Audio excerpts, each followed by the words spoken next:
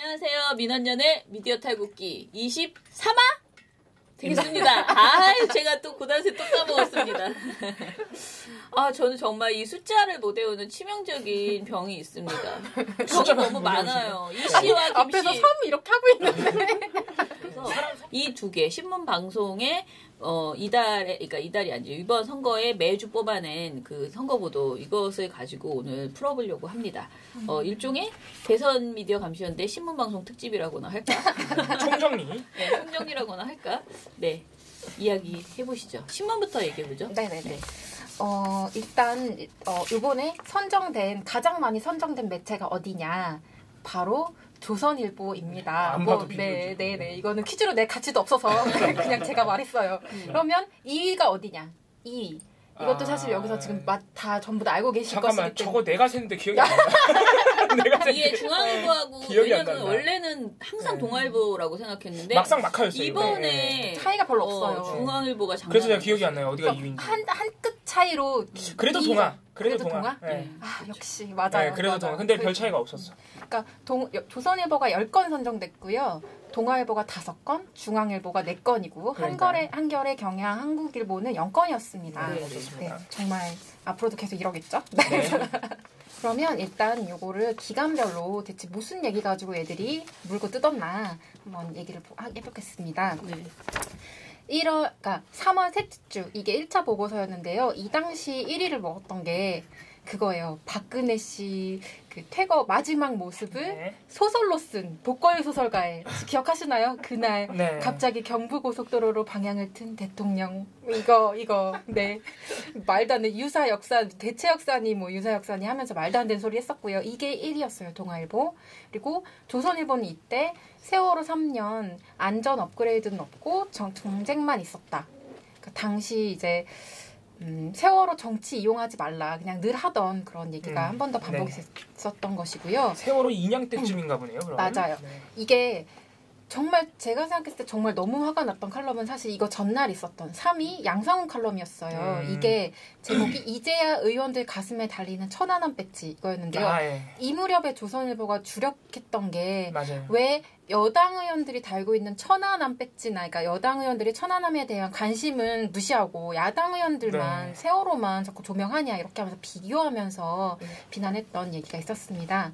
이게 1, 2, 3위를 기록했고요. 그 다음 주 3월 넷째 주 같은 경우는 이제 박정훈 칼럼 조선일보 박정훈 논설위원회 박근혜 시대 점점점 이건데요. 박근혜 4년 동안 실패가 야당 때문이다 라는 주장을 했던 그런 칼럼입니다. 2위도 조선일보였습니다. 이거 또 세월호 얘기였는데요. 이 칼럼 정말 굉장했습니다. 조중식 디지털 뉴스본부 취재팀장의 세월호에서 위선과 증오를 파는 사람들. 제목이 모든 걸 다 말해주고 있습니다. 그러니까 야권에서 세월호 진상규명 요구를 하는 것 자체가 위선과 증오를 파는 행동이다라고 얘기를 했던 거고요. 많이 파야겠네.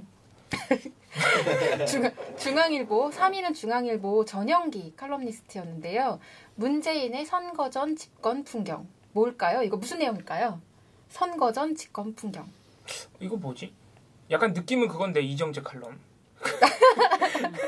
네, 이게 선거 전에 이미 집권하고 있는 것처럼 군다. 그러면서 이제 뻔한 프레임. 뻔한 그런 얘기를 했던 것이고요. 그 다음 주 4월 첫째 주 1위는 조선일보 대선은 지금부터 시작이다. 이영작 서경대 석좌교수. 그러니까 대선이 지금부터 시작이다라고 하면 무슨 말을 하겠어요. 반문 컨설턴트로서 이제 구체적인 선거에서 우리 보수 우파들이 어떻게 해야 되는지 얘기를 해야 되는 건데요. 여기 이 내용이 정말 굉장했습니다. 흑색 선전해라. 안보 불안 부추겨라. 이걸 아예 그냥 노골적으로 조언으로 내놨어요. 그리고 2위는 동아일보 박정자 논설위원회 역사적 기시감이란 칼럼인데요. 이분 사실 되게 자주 문제 칼럼에 선정되시는 분이에요. 근데 이분이 주로 하는 것들이 좌파, 종북 이런 얘기를 많이 하십니다. 네, 너무 앞으로도 좀 자주 뵙게 될 것 같고요. 3위는 제가 제일 좋아하는 누구? 동아일보? 송평인? 맞아요. 네, 연대는 닮은 발가락 찾기다. 이것도 사실상 단일화해라라는 많이 찾으세요 발가락. 컨설턴트인데 3주차 그러니까 4월 첫째 주부터 정말 노골적으로 선거 컨설팅 보도가 나오고 있다는 걸 알 수 있죠. 그 다음에 4월 4주차는 정말 압도적으로 네. 하나가 딱 선정이 됐었는데요. 이정재 칼럼. 네, 요거 아주 유명한. 요거 아주 유명하죠. 한다로 대한민국에 대한 이거 더 길게 설명드리지 않겠습니다. 신문 칼럼이 되게 이 인터넷에서 유명해지기가 쉽지가 않아요. 맞아요, 근데 맞아요. 이 칼럼은 정말 전국적으로 인기를 탔던. 예, 정말 심각한. 패러디도 많이 나왔어요. 심각한데. 네, 패러디도 많이 진짜요? 나왔어요. 패러디요? 패러디 칼럼도 많이 나왔어요. 진짜 찾아봐야겠다. 웃겨. 그 다음에 5월 4주차. 4월 넷째 주. 5차. 여기에서는 1위. 조선일보 박정훈 칼럼이 일단 선정이 되었는데요. 제목이 김정은의 선량함을 믿는 햇빛 낙관주의. 뭔 말하는지 알겠다. 네. 그리고 이 1위가 사실 조선일보만 선정된 게 아니라 이 당시엔 조중동이 다 선정이 됐는데요. 이 모든 내용이 하나로 이렇게 하나로 모으면 주적 타령. 네. 당시 그 토론회 때 나온 그 주적을 가지고서 계속 주적을 문재인의 안보관이 문제라는 거죠? 그렇죠. 네. 그러니까 주적이란 말은 없지만 적인 건 사실이잖아. 네. 이러면서 아주 진상을 떨었었고요. 아니라고 했냐고요. 네. 그 다음에 2위는 중앙일보가 그 당시에 바로 이 무렵에 송민순 회고록에 나온 쪽지 공개라고 해서 그 송민순 전 장관의 어떤 증언을 단독 보도로 또 내놨어요. 네. 근데 그때 당시 이 기사에 나온 어떤 증거 자료들은 사실상 그의 주장은 뒷받침을 전혀 하지 못한다. 네. 그냥 이런 게 있구나 이 정도인 거지. 그런데도 사실 1면과 주요 지면에 대서특필했죠 단독으로. 네. 그리고 같은 주 3위는 조선일보 양상훈 칼럼. 당파 정치는 국경선에서 멈춰야 한다. 이런 얘기가 있는데요. 이건 무슨 내용일까요? 국경선에서 멈추는 뭔 소리인지 모르겠다. 전쟁을 불사해야 한다. 국민의 희생이 어쩔 수 없을 지점도 있다. 이런 식으로 얘기를 한 거죠. 말도 안 되는 소리를 하고 있고요. 4월 넷째 주 6차 같은 경우에는 우리의 조선일보의 슈퍼스타 김대중. 네. 보수는 왜 단일화 못하나 이 얘기를 했는데요. 단일화 종용하는 그죠. 이 시점에 사실 완전 이게 딱 1위 이거 하나밖에 없었어요. 이게 너무 압도적으로 나빠서 그러니까 좌파 막으려면 합쳐야 된다 이런 네. 표현을 막 써요. 근데 그냥 합치라는 말도 사실 나쁜데 합쳐야 되는 명분으로 좌파를 막아야 하기 위해서라고 표현하는 것 자체가 지금 막아야 할 대상으로 문재인 후보를 설정하고 이런 표현을 쓴다면 사실 종북몰이죠. 네. 그렇죠. 마지막 7차 5월 첫째 주 1위 누구게요? 1위 지난주인데? 네. 조선일보. 맞았어요. 대충 때려 네. 맞추고 조선만 계속 맞고 거의 대부분 맞고요. 한 20개 되는데 10개가 조선일보. 네, 거의. 네, 제목은 사설인데요. 문 후보 노무현 비극 보복하려 집권하는 건가? 네, 기가 막히죠. 네, 아니에요. 네. 네. 알겠습니다. 네. 2위는 송평인 논설위원회 여기가 로도스다. 여기서 뛰어봐라. 라는 내용인데요. 뭐냐. 이것도 마지막까지 안철수, 홍준표에게 싫어도 하나인 척해서 단일화를 해라 라고 얘기를 하는데요. 여기에선 사실 재밌었던 게 그거죠. 사랑하거나 좋아하면 좋아하면 사귀는 사귀지 연애를 하는 게 아니라 그러니까 싫어해도 연대는 할 수 있다는 말을 그렇게 한 거죠. 말인지 방송인지 정치판이 너무 웃겨서 정치판이 무슨 애들 장난도 아니고. 네, 그리고 3위 조선일보 사설인데요. 마지막에도 세월호 얘기를 했습니다. 세월호 정치 이용 끝에 벌어진 한심한 소란. 이게 SBS 세월호 그 오보 논란을 다룬 건데요. 이게 되게 웃긴 게 문제의 주체는 SBS랑 이걸 정치적으로 이용한 국민의당이랑 자유한국당이 돼야 되는데 민주당 잘못이라는 거예요. 여태까지 세월호를 정쟁 이슈로 계속 끌어왔고 그것 때문에 아마 많은 사람들이 상처입었을 거다. 근데 그거를 너네가 이젠 돌려받았을 뿐이다. 부메랑처럼. 이런 굉장한 논리를. 소설급인데? 네, 이런 짓들을 하고 있었습니다. 선거 기간 내내. 신문은 여기까지 하겠습니다. 네. 네. 조정님 안 터집니까? 예, 방송부터 터세요. 네. 지금 세트로 이렇게 쫙 가고 있는. 알겠습니다. 종편을 털어주시면 되겠네. 그죠? 방송은 제가 어제 우리 방송 미디어 탈곡기에서 지상파까지는 털어드렸어요. 그래서 MBC, 불굴의 MBC를 털어드렸고 오늘 이제 종편을 말씀드릴 텐데 종편은 또 느낌이 다릅니다. 일단 종편에서는 TV조선이 제일 많이 선정이 됐습니다. 5개. 그 다음에 채널A가 3개, MBN이 2개. 참 골고루 하셨어요. 약간 신문의 조중동과 약간 구조가 비슷한. 네. 그런데 이제 JTBC는 안 드셨고 선정이 아쉽네. 자, 그래서 이 종편들은 그러니까 MBC는 완전히 노골적으로 지금 문재인을 낙선시켜야겠다는 의지가 보이잖아요. 보도에서. 그런데 이 종편 3사는 방식이 다릅니다. 결이 달라요. 교묘해. 눈치는 보이나 봐. 눈치는 보이니까 굉장히 간접적인 방식으로 문재인 낙선을 바라는 것이죠. 그래서 그런 거를 어떤 방식으로 드러내냐면은 일단 가장 많이 선정이 된 TV조선을 보면 대선 초반 3월 말까지 이어진 TV조선의 가장 대표적인 보도 경향인데 안철수 띄우기입니다. 네. 이때 한 6일 동안 엄청나게 쏟아냈어요. 안철수 칭찬하는 보도를. 한 12건, 하루에 2건씩 쏟아냈는데. 칭찬밖에 뭐가 있어서 지금. 제가 읊어드릴게요. 보도 내용을 쭉 3월 말에 이어진 이 TV조선의 안철수 띄우기 읊어드리면 자, 첫 번째, 김종인이 안철수의 멘토를 만나서 단일화를 싫어하던 안철수도 생각이 바뀌었다. 이런 보도가 있었고 복식호흡 중저음의 안철수 목소리 바뀌었다. 노력 많이 했다. 지난 대선까지 간철수라고 불렸는데 지금은 강철수, 독철수가 됐다. 독철수는 네. 그리고 지지율이 급상승하고 있다. 이건 기본이죠. 그리고 4월 1일 날은 이날이 어떤 날이냐면은 박근혜 전 대통령이 구속된 날인데 다른 방송사들 전부 박근혜 구속이 톱보도인데 TV조선은 안철수 지지율 급상승 톱보도. 그리고 3월 31일에는 안철수를 언론이 띄우고 있다는 민주당의 비판을 강하게 비판했던 TV조선입니다. 근데 네. 그때 당시에 안철수 지지율이 정말 급격하게 올라간 건 맞지 않나요? 올라갔어요. 네. 올라갔는데 그걸 이제 어느 정도로 객관적으로 보도하느냐. 또는 이제 띄우느냐의 문제인데 방금 제가 이제 이거를 나쁜 보도로 선정된 이유는 박근혜 구속을 제쳐놓고 안철수 지지율을 톱보도로 한다든가 이런 식의 보도 행태는 이제 잘못됐다고 제가 통으로 묶어서 후보로 올렸던 TV조선 작품입니다. 자, 이제 두 번째 이 TV조선이 4월로 넘어오면 이제 누구를 띄울까? 네. 황교안을 잠깐 띄운 적이 있습니다. 3월에. 그거는 너무 조금이라서 말씀 안 드리고 4월부터 5월까지 대선 막판까지 홍준표로 엄청나게 띄웁니다. 4월부터 띄웠구나. 네, 4월부터 띄웠어요. 4월 말부터. 그래서 TV조선은 보시면 알겠지만 문재인 떨어져라는 안 해요. MBC처럼. 대신 안철수 만세, 홍준표 만세 이렇게 바꿔가면서 경쟁 후보들을 응원하는. 그래서 홍준표 띄우기의 대표적인 방식은 팩트체크로 홍준표가 말하는 건 전부 사실이라고 해주는 겁니다. 이것도 그러기가 힘든데 어떻게 그럴 수 있어요? 조선일보 팩트체크도 얼마 전에 배나한 간사가 말했기 때문에 TV조선 똑같아요. 저도 몇 번 소개해드린 적이 있는데 정리해고법 통진당이 같이 만들었다는 주장 일부만 사실이라고 했고요.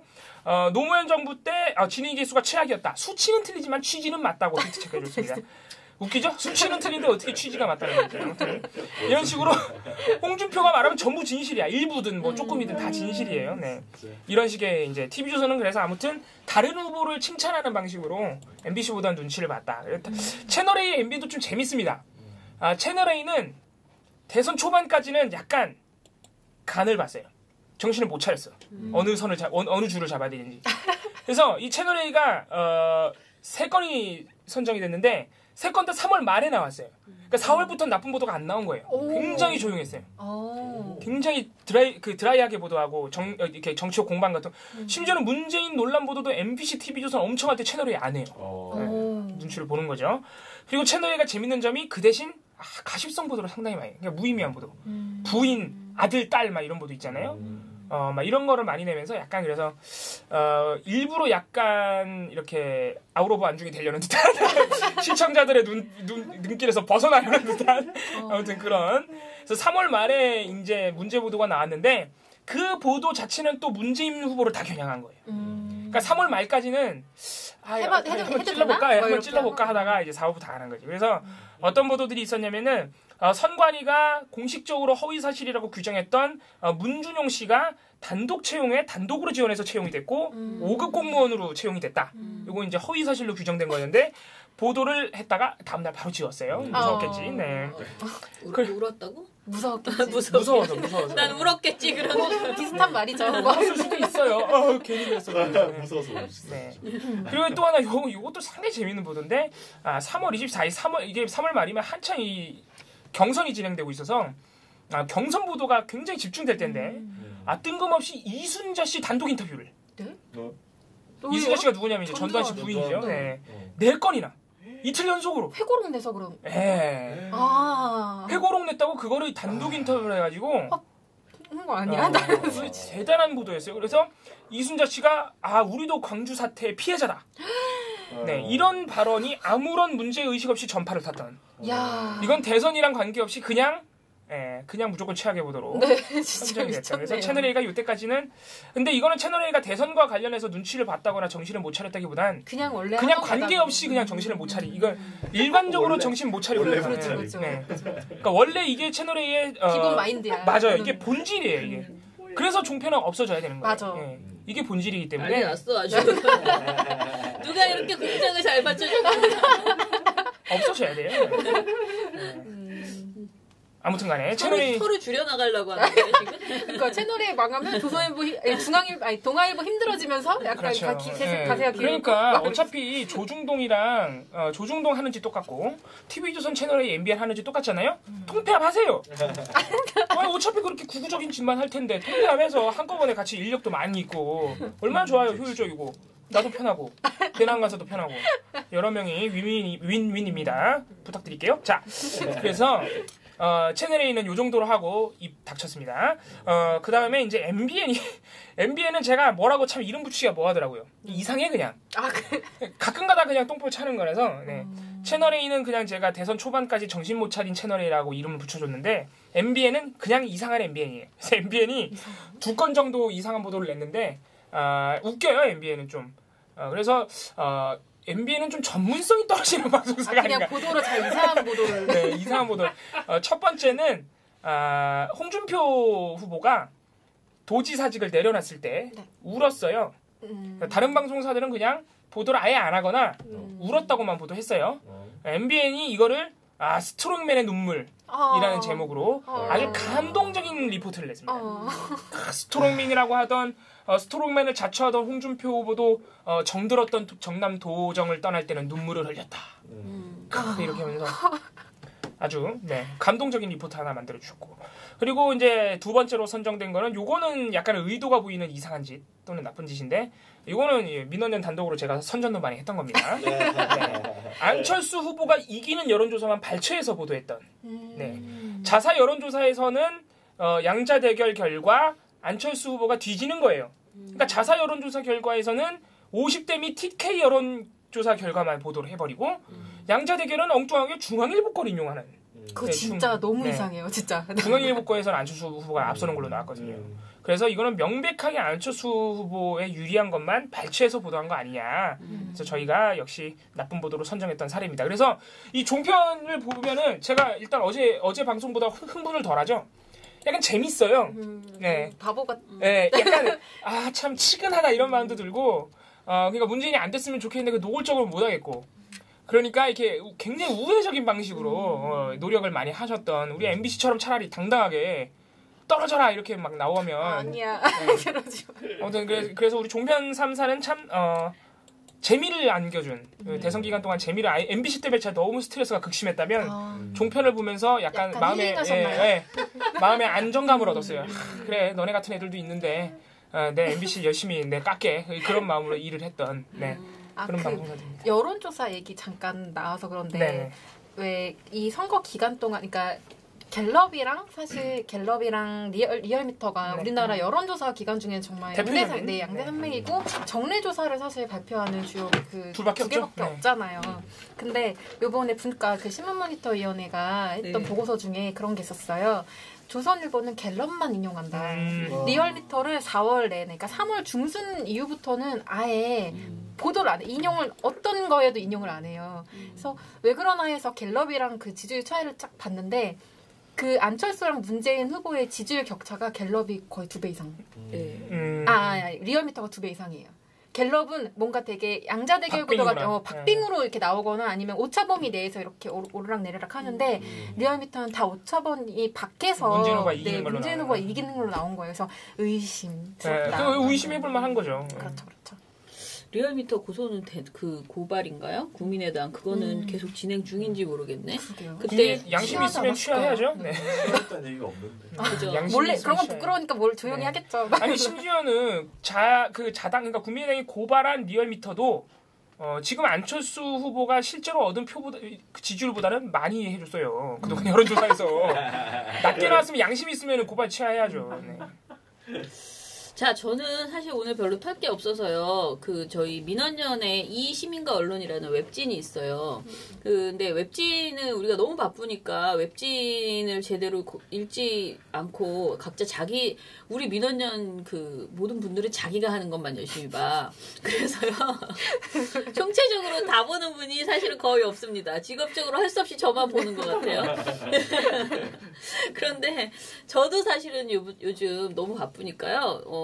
한 4, 5주 동안 선거 기간 동안에 이 시민과 언론의 검토를 이제 거의 포기하고 위원장 저희 위원장이 있거든요. 시민과 언론 총괄하는 편집위원장이 있는데 편집위원장께 이제 거의 맡기고 지냈어요. 사실 시민과 언론이 생긴 지가 지금 한 3년 좀 넘었는데요. 제가 3년 동안 아무튼 나름 이 주제랑 이런 걸 굉장히 개입을 많이 하고 글도 되게 많이 고치고 막 굉장히 어르신들이 보내주시는 글인데 막 고쳐버리고 소제목 달고 막 이런 과하게 제가 막 개입을 했는데 이번 선거 때는 바쁘다는 핑계로 손을 놨거든요. 손을 놨더니 잘 돌아가. 잘 돼. 역시 욕심을 버리면. 네, 역시. 그래갖고 제가 이제 계속 안 해도 되나? 막 이러면서 위원장께, 그러니까 위원장도 너무 이제 제가 미리 계속 얘기했거든요. 제가 못 보니까 책임지셔야 된다. 꼼꼼하게 보셔야 된다. 계속 그렇게 얘기하고 있는데 매번 그렇게 이제 잔소리가 아니고 이제 얘기를 계속 하고 있어요. 그런데 좀 잘 돌아가고 있는데 지금 그래가지고 좀 안 보다가 최근 이제 나온 것들 한 1, 2주 전에 나온 것들을 이렇게 쭉 보는데요.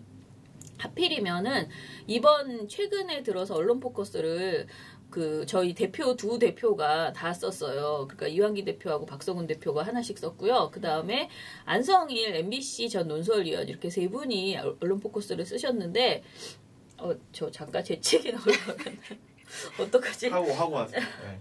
나오지도 않아. 하려고 그러면 또 안 나와요.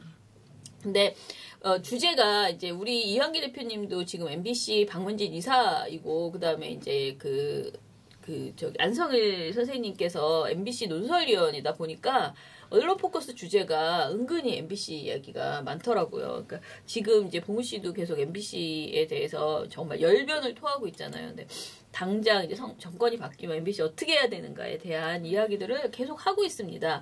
근데 일단은 저는 이완기 대표 글을 보면서 사실 앞에 있는 내용들은 이제 선거가 내일 코앞에 다가왔는데도 계속 그렇게 우리가 이제 선거구도 MBC구고 다 엉망이다 그런 이야기를 하시다가 중간 이제 거의 결론 부분에서 뭐라고 말하냐면은 이렇게 언론이 난리니까 개판이니까 소수의 건강한 언론이 역할을 해줘야 되고 그게 지금 정말 중요하다. 그리고 특히 공영방송 정상화가 굉장히 필요하다라고 얘기하고 적폐청산의 주적인 언론을 개혁하는 것이 먼저다라고 얘기를 했어요. 그런데 이 말이 이제 제 귀에 들어왔는데 MBC 형질개조 작업을 해왔던 적폐 부역 세력들에 대한 확실한 청산이 절대적으로 요구된다. 그것만 제대로 이루어져도 절반은 성공한 것이다.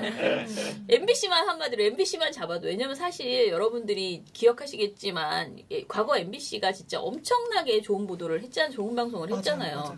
그러니까 사실 KBS는 좀 비교하면 뭐라 그럴까 한 70점? MBC가 한 90점 이렇게 했어요. 그러니까 70점도 못할 때도 많았어요.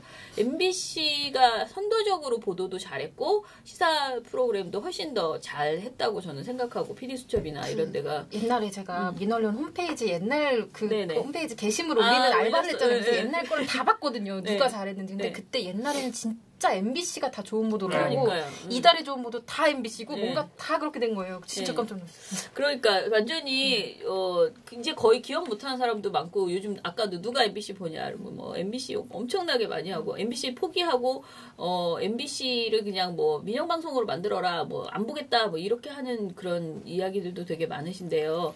사실 MBC가 굉장히 이상한 뭐라 그러죠? 이상한이라고 말하고 그러는데 아무튼 특이한 구조를 가지고 있잖아요. 박문진이라는 것을 통해서 어찌됐든 공영방송 체제로 지금 바꿔놓은 거고 이것을 일부러 민영방송으로 이제 만들기도 사실상 굉장히 박근혜 대통령이 가지고 있는 그 정수장학회 지분이 너무 크고 그런 것도 있고 이거는 공영방송으로 계속 가지고 가야 국민에게 이익인 곳이에요. 그리고 이것을 정상화시켜서 예전처럼 정말 좋은 국민, 그러니까 어떤 정치로부터 좌지우지되지 않는 국민의 공간으로 이렇게 딱 독립시키는 것이 오히려 훨씬 국민에게 좋은 것이지 지금 좀 망가졌다고 해서 뭐 계속 버려라, 그거 안 본다 이렇게 할 문제는 아니라는 거죠. 저는 보라는 말씀은 아니고요. 정상화시키기 위해서 우리가 확 달려들어야지 되는 것이다. 이거는 그런 생각이고요. 근데 대표님이 쓴 글 중에서 이한기 대표가 뭐라고 썼냐면은 겁박과 협박으로 언론 독립을 훼손하고 공정방송을 장악하려는 민주주의의 공적들, 편향적 정치 성향으로 언론 독립과 공정성을 말할 자격조차 없는 사실상의 정치 집단, 이 두 개가 누구를 표현한 것일까요? MBC.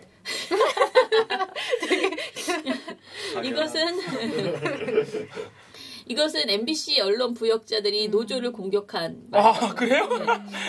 와, 이거 MBC 지금 경영진이 한 말이에요. 대박. 네, MBC가 노조한테 야, 진짜 가당치도 않다.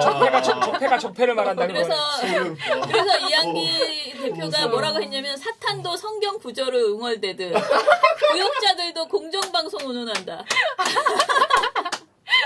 아, 이거 너무 적절한데요. 그죠? 그러면서 수구 언론들은 통합이니 국민 화합이니 하면서 적폐 세력과의 동거를 주문하고 있는데 중요한 것은 개혁 세력과 적폐 세력의 어설픈 화합이 아니라 구습과 악폐에 젖어 있는 적폐 세력을 국민으로부터 떼어내는 일이다. 이 글을 쓰신 것은 선거 전입니다. 5월 2일 날 이런 글을 쓰셨고요. 우리 박성호 대표는 더 막 이렇게 강하게 막 주장하는 사람이잖아요. 제가 듣다가 막 아까 막 웃었는데 뭐라고 결론만 다 필요 없고 결론만 있으면 돼요. 결론이 뭐냐면은 새 정권 출범 초기가 언론 개혁 성공의 골든 타임이면 이론의 여지가 없다. 지금이에요. 지금 언론 개혁의 골든 타임이야. 새 정권이 수구 언론의 눈치를 보면서 좌고우면하다가 결국 언론개혁도 또 다른 민주개혁도 무산시키는 우를 범하지 않도록 깨어있는 우리 시민들이 정권 초기부터 언론개혁의 기세를 거세게 휘몰아쳐 나가자! 아, 이게 약간 두 분이 성향이 어떤 차이가 있는지. 네, 한 분은 이사시고 네, 한 분은 시민운동 가시니까 예. 언론개혁의 기세를 거세게 휘몰아쳐 나가자 이렇게 하셨습니다. 옛날에 웅변하는 네네네.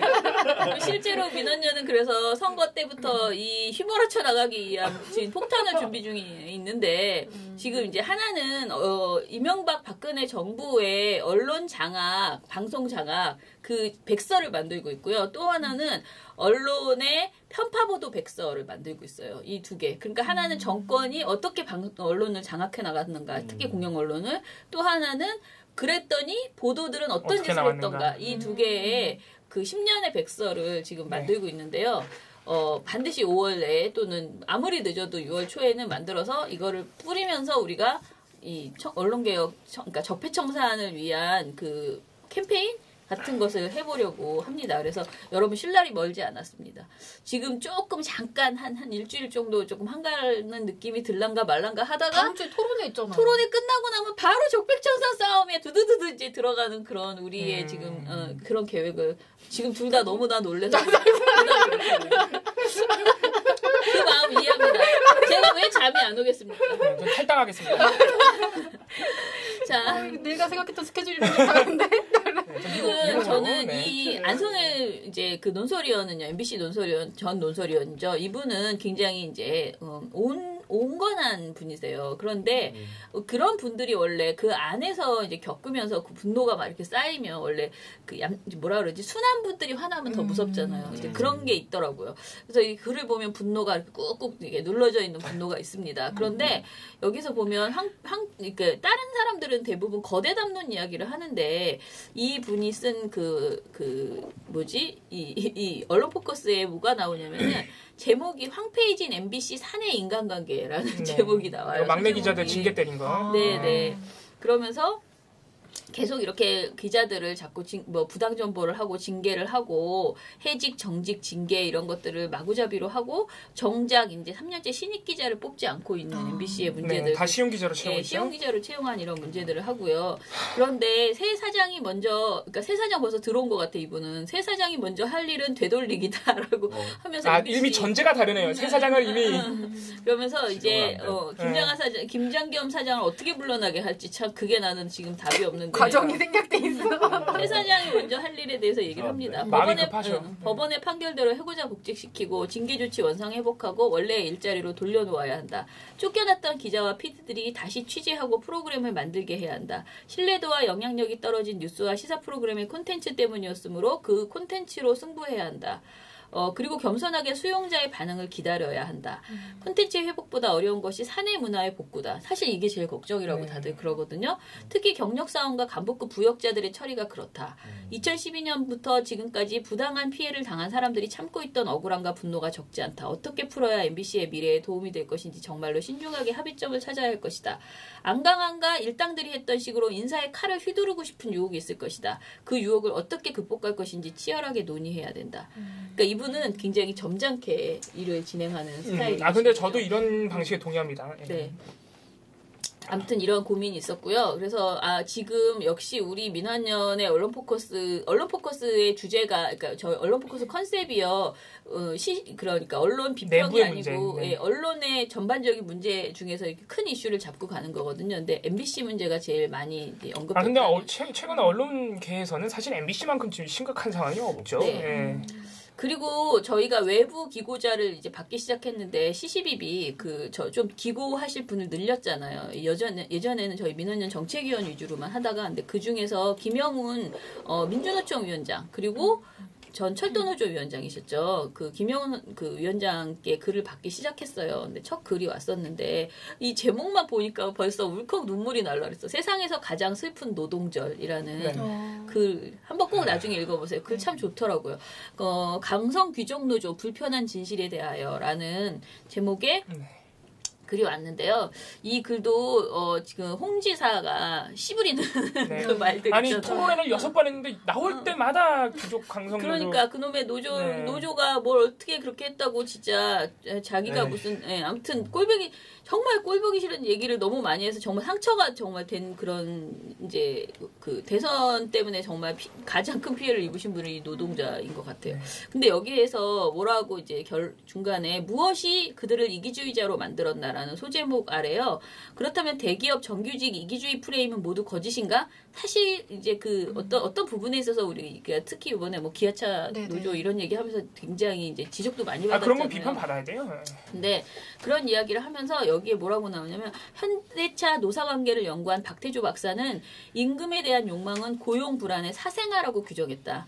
있을 때 더 벌자는 심리는 98년 1만 명이 넘는 정리해고의 트라우마이고 2009년 쌍용차 정리해고 이후 26명이 죽어간 사회적 살인을 지켜본 뒤 더욱 강화됐다. 대기업 정규직도 한순간에 나락으로 떨어지는 사회구조를 그대로 둔 채 해고를 쉽게 하자는 주장은 또 다른 이기주의자를 양산할 뿐이다라고. 구조적인 문제. 굉장히 좋은 말을. 그러니까 정규직 이기주의도 분명히 현실에 있는 현상인데 그게 그냥 나오는 게 그들만의 잘못이 아니라 이렇게 정리해고가 일상화된 우리 사회의 노동계 현실의 근본적인 이유가 있다는 거죠. 그래서 마지막 글이 국가와 사회가 최소한 아이들 교육과 노후를 함께 책임질 테니 정규직 노동조합도 비정규직과 함께 살자고 제안해야 되지 않을까. 일하는 사람 모두가 기뻐해야 할 노동절에 쉬지 못한 것도 서러운데 비명 행사한 무노조 삼성 하청 노동자들 너희 잘못이 아니야 라고 추모했고 다짐했지만 김군 일주기에 우리는 또다시 슬픈 노동조를 맞이했다. 이런, 소름이 돋는 글이네요. 슬픈 그런 글을 주셨습니다. 자, 마지막으로 제가 소개해드리고 싶은 거는요. 우리 귀요미 이렇게 말하면 우리 귀요미에게 너무 큰 정민영 변호사라고 있습니다. 제가 엄청 좋아하는 정민영 변호사. 우리 정민영 변호사 저도 좋아합니다. TV조선 우리 언중이하고 TV조선 싸우는 거에 아주 큰 도움을 주셔가지고. 민원연 정책위원이신데요. 그 전에는 또 참여연대 변호사였어요. 참여연대에서 이제 활동가 겸 변호사로. 언론 문제 그리고 변호를 많이 하셨죠.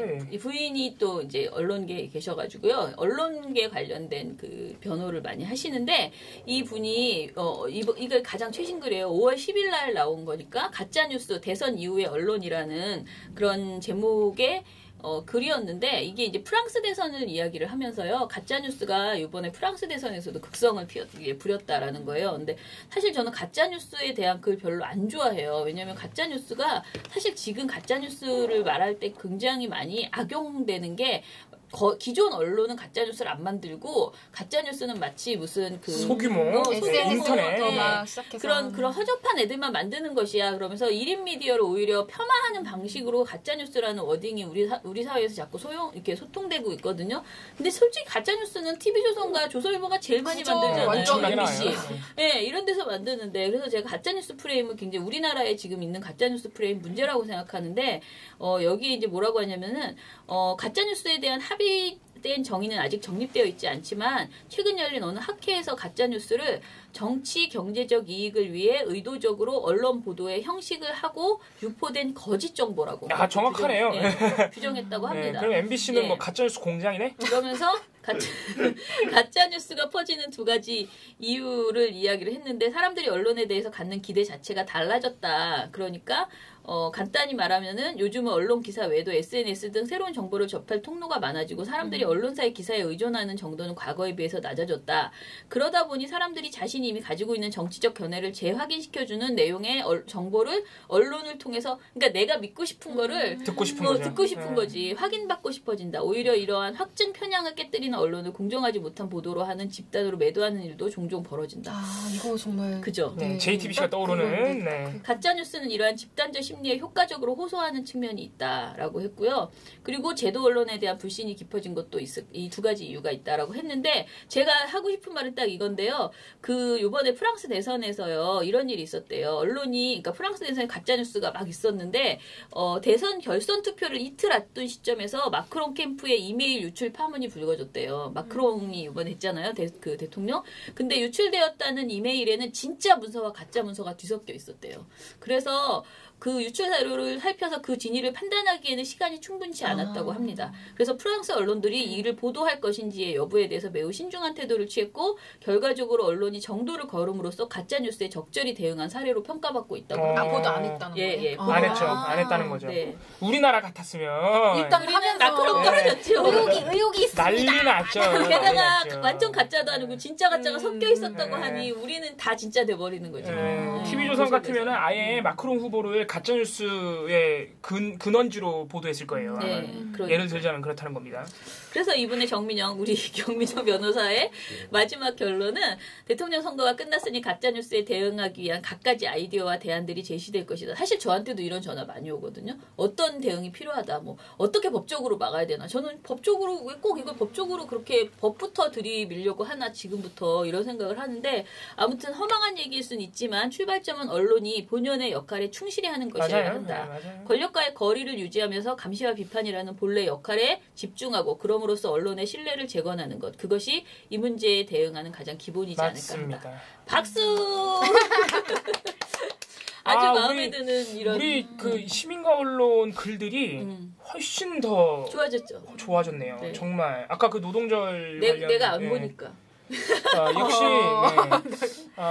아니 그리고 자유 주제로 이렇게 하면서 굉장히 그분이 제일 잘 아는 주제로 이렇게 쓰게 지금 계속 유도하고 있거든요. 정말 읽을 게 많아졌네요. 예. 사실 이게 약간 누군가 게이트키핑 해줄 거라고 믿고 그냥 쓸 때랑 책임 안 져준다고 맞아요. 이럴 때 그 글이 또 달라지죠. 지금 글의 완성도도 훨씬 나아졌어요. 진짜 예전보다. 너무 그러면 내가 주눅도 아니 처장님이 잘못했다는 게 아니라 그러니까 사람들이 자기 검열을 잘했다. 솔직히 더 이상 말하지 않겠습니다. 그러니까 씨를 많이 뿌려서 3년 동안 막 이렇게 해서 자리를 좀 잡은 것 같아. 이 시민과 언론이 사람 이렇게 보내시는 분들이 이게 나름 이제는 잘 팔리기도 해요. 오마이뉴스나 미디어오늘이 지금 탑으로 계속 탑으로 걸려 있고 그러다 보니까 보내주실 때 예전처럼 이거 내가 준다고 어디에 실리는지도 모르고 이렇지 않잖아요. 요즘은 잘 유통이 되니까 더 좋은 것 같아요. 우리 잡지, 저 민원연 잡지가 읽을만 하겠네요. 네, 저 안 본 지 꽤 됐는데. 읽을만하겠네요. 이렇게 안 읽어 자기 것만 그냥 내 것도 잘 안 읽어 한번 써놓으면 우리 집에 끝이에요. 배달 오면 읽을 텐데 나 안 주니까. 왜 안 주냐? 사무실에서 보니까. 예, 그러면은 여러분 이제 주말입니다. 저희는 주말에 또 거시기 가지 않습니까? 광주술래. 그래서 사실 저는 광주술래 정말 좋아해요. 저는 결혼하고 신혼여행 갔다 돌아올 때도 광주부터 갔었거든요. 우리가 무슨 투사여서 그런 게 아니고 광주 되게 좋아해요. 광주 그 묘역에 가는 게 뭔가 한 해를 정리하는 그런 정리하고 새로 시작하는 그런 마음을 주는 곳이에요. 거기 좋아하는 사람도 많고 이렇게 그 뒤에 있는 이름 없는 그 묘비명들 이렇게 보면 다시 어떻게 살아야 될까에 대해서 뭐 그런 막 여러 가지 생각 들게 하거든요. 그래서 좋은 데다가 저는 이번에 김태진 의장님께서 저희랑 같이 가서 송건호 선생님에 대해서 이야기하는 그거를 해주신다고 해서 진짜 마음이 짠합니다. 왜냐하면 제가 보구 씨는 들었겠지만 제가 이걸 부탁할 때 일정이 이미 있고 약속이 있고 불가능하다라고 말씀하셨고 그래서 제가 그럼 다른 사람을 소개시켜 주세요 그랬는데 선생님 마음에 성에 차는 분이 없었나 봐요. 송건호 선생님을 자기가 생각하는 것만큼 잘 정리해서 말해 주실 사람을 구하지 못했던 것 같아요. 그 저녁에 전화가 왔는데 그냥 내가 갈게 그러시는데 선생님 목소리가 어땠냐면은 민원연이 그렇게 기특하게 그런 시간을 갖겠다고 했는데 내가 그거를 이제 안 하면 안 되지라는 저는 그 마음이 뭔지 알아요. 저도 만약에 성유보 선생님을 누가 추모한다 그러면서 만약에 나에게 뭐 너가 와서 뭐 해 그럼 제가 막 만사를 다 제쳐놓고 그거를 할 것 같아요. 그러니까 김태진 회장님에게는 송건호 선생님이 또 그렇게 아주 굉장히 그 동아투이 사태 때 보도국장이었거든요. 동아일보 편집국장은 그렇게 나오지 않으셔도 되는데 젊은 기자들을 따라서 나오신 거잖아요. 굉장히 연배가 많으신 분이고 정말 대단한 그런 정말 참언론인이라고 할 수 있는 그래서 뉴스타파에 가면 뉴스타파 정문에 전체 한 벽면을 송건호 선생님 사진으로 이렇게 쫙 해놨잖아요. 그러니까 그런 분이셨고 그래서 이번엔 저도 사실은 송건호 선생님 저 요즘 송건호 전집을 읽기 시작했거든요. 근데 읽으면서 계속 보다가 거의 뭐 한 2장 읽다 자고 그러긴 하는데 읽으면서 또 이렇게 계속 생각하고 있어요. 어떤 것이 정론일까? 지금 하도 글들이 말도 안 되는 글들이 많고 그런 상황에서 그래서 그런 것들을 한번 생각해 볼 수 있는 좋은 기회가 2마리 토끼를 다 쫓을 수 있는 정말 좋은 기회가 그러니까 이번 주 토요일 광주 술래인 것 같고요. 지금 거짓말 안 하고 딱 3자리가 남았다고 제가 정보를 들었습니다. 근데 우리 조영수 차장은 별로 더 이상 뭐라 그러지 사람이 오기를 원치 않아요. 왜냐면 사람 많으면 인솔하기가 어려워져요. 답답하고 꽉 차서 힘들다고. 근데 저는 그래도 꽉 채워서 40명이 다 같이 내려갔으면 좋겠다라고 이미 제가 알기로 40명이 오바가 됐어요. 오바가 돼서 버스를 40인승으로 했다가 45인승으로 또 늘린 상황입니다. 그래요? 네. 오, 어떡해. 그래서 제가 볼 때는 이게 금요일 방송인데 자리 없을 겁니다. 아니에요. 그래도 전화 혹시 모르니까 주세요. 예, 네. 전화 주세요. 자리 없다고 말씀드릴게요. 광주술래 잘 다녀오겠습니다. 그리고 좋은 그 강연 그거 제가 그때 얘기했지만은 그 선생님 강연은 한번 그 페이스북으로 생중계 했으면 좋겠다라는 생각이 있어요. 그래서 하게 되면 아마 토요일 날 오후 2시쯤에 저희 민원연 페이스북으로 생중계 할 수 있을 것 같습니다. 예, 그러면 여러분 미디어 탈곡기 금요일까지 열심히 달렸고요. 이제 주말에는 이정일 PD가 혼자서 저희들 모르게 막 만들어내는 NG 버전 무엇이 나올지 모르겠지만 전 이번 주에 조심한다고 했는데 뭐가 나올지 모르겠다. 별거 없었던 것 같은데. 네. 많습니다. 그래요? 이건 좀 제가 NG가 떨어져서 할 게 없다. 주말판으로 낼 게 없다 싶으면 한 번 더 화장실 갔다 올게요. 네. 아 싫어. 한 번 더. 제 소리까지 녹음해 오겠습니다. 네. 진짜. 민원연의 미디어 탈곡기는 지금 저를 이렇게 무시하시는 겁니다. 여러분 민원연의 미디어 탈곡기는 내일도 열심히 털어드리겠습니다. 탈탈탈 안녕.